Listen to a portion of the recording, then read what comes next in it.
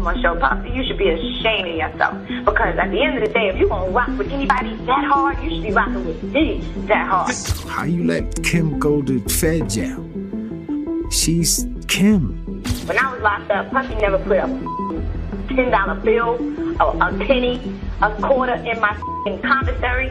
He never wrote me a letter. He didn't try to come see me. None of that.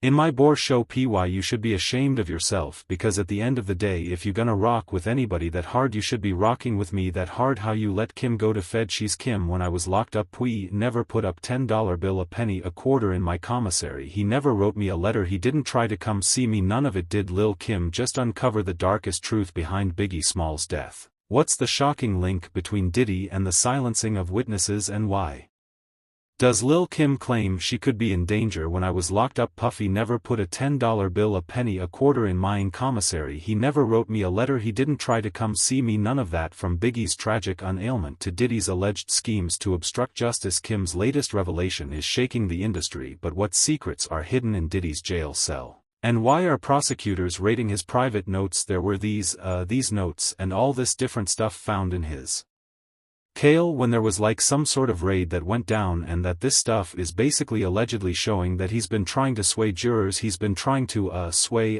potential witnesses and just the public opinion using social media. Is it true Lil Kim holds key evidence to one of hip-hop's biggest mysteries? And why is Diddy so desperate to silence her? Lil Kim has always been a powerhouse in the hip-hop world, but her latest revelation has sparked one of the most controversial conversations of the decade. An audio clip of Lil Kim calling out Diddy has resurfaced, and let me tell you, it's not painting a pretty picture for Diddy. But I was locked up, Puffy never put a $10 bill, a penny, a quarter in mine commissary. He never wrote me a letter. He didn't try to come see me. None of that. Lil Kim claimed that Diddy cut her off when she went to prison and didn't bother to write or visit her. Naturally, she felt betrayed, since Diddy was her only remaining friend after Biggie's death. But he didn't consider her part of his family anymore. That's why I said in my bore show, Papy, you should be ashamed of yourself, because at the end of the day, if you're going to rock with anybody that hard, you should be rocking with me that hard. Lil Kim was deeply hurt and felt betrayed when Diddy didn't reach out to her after she was released from prison, but instead made music with her rival Nicki Minaj. As Nicki was being hailed as the new queen of rap, Lil Kim felt like she was being disregarded and replaced by Diddy. She expressed her frustration by declaring that no one could ever create another Lil Kim, as she was the one and only true queen of rap, and you can never make another Big Kim. That's not going to happen. It's never going to happen. It like, what, you kidding me? It's never going to happen. You can sense the depth of Kim's betrayal when she boldly declared to the world that there could never be another Lil Kim. She was the original and incomparable. The frustration intensified as 50 Cent joined the comparison game, referring to Nicki Minaj as the new Lil Kim. In Kim's eyes, this constant comparison must have been exasperating. After her release from prison, she expected Diddy to acknowledge her, to hit the studio and lay down some beats with her. However, disappointingly, he chose Nicki instead. The whole situation likely left Kim feeling overlooked and undervalued in a moment where she needed support and recognition. But you could have came to see me one time. You could have wrote me one letter. Even with the movie, they played the out of me with that movie, and I'm still whacking even after they played the out of me with the movie. Adding to her frustration, Lil Kim felt that Diddy played her in the movie that was made about Biggie. She claims she was not given a say in how she was portrayed and did not appreciate being depicted as having no creative talent and only having a career because of her relationship with Biggie. She also felt disrespected when the movie suggested that Biggie wrote all her songs, even though she wrote her own lyrics and only went to him for guidance when she needed it. She also claimed she was young when she had a relationship with Biggie and didn't know any better about not being with a married man, although she claims she really did love him and he loved her back. Now, years after Biggie's passing, the controversy surrounding Diddy have resurfaced in a dramatic way. Diddy was recently arrested, and shortly after, the FBI conducted an unexpected raid of his jail cell as part of a broader operation targeting contraband. Investigators uncovered something far more alarming than Anyone anticipated handwritten notes allegedly outlining payments to witnesses and strategies to undermine his accusers. Prosecutors have since argued that these notes are damning evidence of obstruction of justice, raising serious questions about what else Diddy might be hiding and why he's so desperate to keep it concealed that there were these notes and all this different stuff found in his kale, when there was like some sort of raid that went down, and that this stuff is basically allegedly showing that he's been trying to sway jurors, he's been trying to sway potential witnesses and just the public opinion using social media. But that's not all. Among the 11 pages and 8 calendar book entries seized were instructions for his family to dig up dirt on 2 victims. Prosecutors argue that this shows Diddy's intent to manipulate the outcome of his trial. But is there more to this story? And Diddy's legal team isn't taking this lying down. They've slammed the raid as a blatant violation of his rights, claiming the seized notes are protected by attorney-client privilege. Could this bold defense strategy save him, or will the explosive contents of these notes overshadow his arguments? The raid took place at Brooklyn's Metropolitan Detention Center, where Diddy has been held since his arrest on September 16. According to prosecutors, the notes found in his cell outlined plans to obstruct justice, including instructions for family members to reach out to potential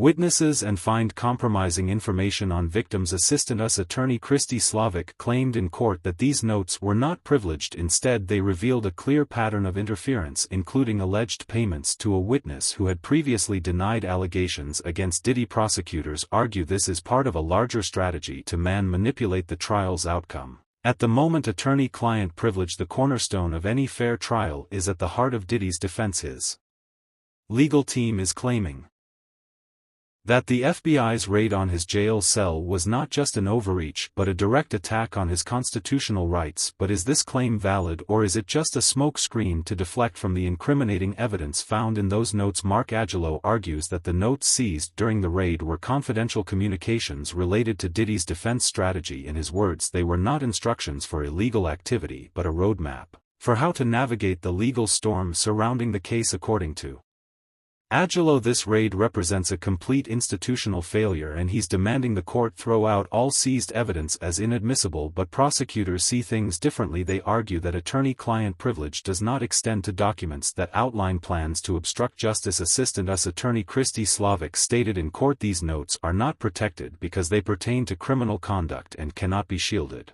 under the guise of privilege. The court has been left to weigh these arguments in what could become a landmark ruling for high-profile criminal cases. Today there was an emergency hearing called this afternoon at the courthouse in Lower Manhattan, the judge ordering the prosecution to turn over its findings from a jail cell raid. Diddy's jail cell. Adding to the complexity, the court is not only questioning the legality of the raid but also its timing. Was this Operation Asian a strategic maneuver to corner Diddy's defense team, or was it a necessary step to preserve critical evidence? Judge Sub Manon's ruling to retain the original notes while destroying copies reflects this delicate balance. He ordered the prosecution to destroy their copies. He kept copies and he's going to review them in chambers or in camera, and one of two things will happen: either the defense is right and those are privileged materials, in which case they will not go to the prosecution, or the prosecution is right and they have nothing to do with the legal case and the government will get copies. From the moment the raid occurred, allegations of witness tampering have loomed large over this case. Prosecutors allege that even while behind bars, Diddy has been working tirelessly to influence the witnesses set to testify against him. But how is he allegedly doing this? The answer lies in a trail of phone records, bank statements, and suspiciously timed statements